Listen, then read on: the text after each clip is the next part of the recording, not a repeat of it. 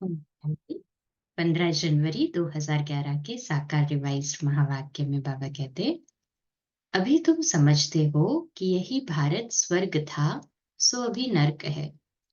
ये चक्र देखने से ही सारा ज्ञान बुद्धि में आ जाता है। अभी तुम संगम पर हो, कलयुग का एंड और सतयुग का स्टार्टिंग, बीच में पुरुषोत्तम संगम युग पर हो। सतयुग में जाने का पुरुषार्थ कर रहे हो। तुम ही पारस बुद्धि थे, फिर पत्थर बुद्धि बने, अब फिर पारस बुद्धि बनने का पुरुषार्थ कर रहे हो। कितना डीप है ना। पहले हम ही पत्थर बुद्धि थे, अब वही पुरुषार्थ कर रहे हैं पारस बुद्धि बनने का। तो बाप कहते हैं, तुम काम को जीतो तो जगत जीत बनेंगे। ये मुख्य विकार है। फिर 17 जनवरी 2011 के रिवाइज्ड महावाक्य साकार मुरली के, तुम्हारा सारा दिन यही ख्यालात चलता होगा कि हम आत्मा हैं। हमारी आत्मा जो पतित बनी है, सो अब पावन बनने के लिए पावन बाप को याद करती है। याद में ही माया की लड़ाई होती है। तुम खुद समझते हो कि यात्रा नहीं परंतु जैसे कि लड़ाई है। याद करते हैं शिव बाबा को और बीच में माया आ जाती है तो लड़ाई हो जाती है। तो इसमें माया के बहुत विघ्न पड़ते हैं। माया भी 63 जन्मों से हमको मुरीद बना कर रखी थी, तो उसको भी बेचारी को लगता है ना कि ये कैसे भगवान के पास जा रहे हैं वापस, मैंने इनको अपना बनाया था। तो नंबर 1 तूफान है देह अभिमान का, फिर और सब विकार आते हैं। 8 जनवरी 2011 के साकार रिवाइज्ड महावाक्य, इसमें याद की ही मेहनत है। याद का पुरुषार्थ करना है। यह भी ज्ञान है ना। याद के लिए भी ज्ञान चाहिए। चक्र को समझना भी ज्ञान है। यह है सच्चा सच्चा नेचर क्योर।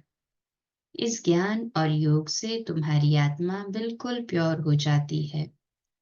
वह होता है शरीर के लिए नेचर क्योर, यह है आत्मा का नेचर क्योर।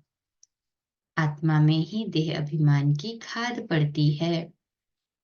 फिर 14 जून 1972 के अव्यक्त बाप दादा के महावाक्य है, रोग को जानकर तुरंत उसकी दवाई करो। सभी प्रकार की दवाई मिल चुकी है, सभी प्राप्तियां है। बाबा ने पूरा ज्ञान का खजाना हमारे सामने रख दिया। कौन सी कमजोरी के लिए क्या पुरुषार्थ करना है, क्या अभ्यास करना है, सब दे दिया। तो बाबा कहते, समय पर स्मृति न रहने का कारण बुद्धि इतनी विशाल और नॉलेजफुल नहीं बनी है। अलबेले रहते हो, हल्की बात समझते हो, है ना? कह देते हो जाएगा, अभी तो समय पड़ा है, बड़े भी कहाँ अभी तक संपूर्ण बने हैं, ऐसे कह के हल्के कर देते हैं। तो बाबा टेंशन दिलाते हैं कि वर्तमान समय हल्की व्याधि भी बड़ी है, इसलिए हल्की व्याधि को भी बड़ा समझ वहां ही खत्म कर दो, तो आत्मा कब निर्बल नहीं होगी, हेल्दी वेल्दी होगी। जैसे इन्फेक्शन का स्टार्टिंग होता है, तभी उसको अगर ट्रीटमेंट ले ले तो जल्दी ट्रीट हो जाएगा, और बहुत बढ़ने के बाद फिर जाएंगे, फिर ट्रीट करेंगे तो फिर दुर्लभ हो जाता है। 6 जनवरी 2011 के साकार रिवाइज्ड महावाक्य है, यह वही महाभारत लड़ाई है।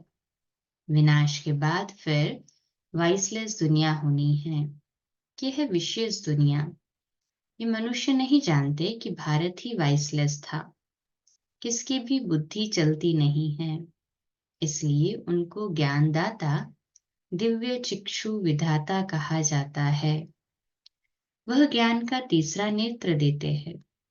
बाप ही नॉलेजफुल है। वही सृष्टि के आदि मध्य अंत का राज समझाते हैं। फिर 7 जनवरी 2011 के साकार रिवाइज्ड महावाक्य, बाप इनके लिए भी सुनाते हैं कि इसने भी बहुत भक्ति की है।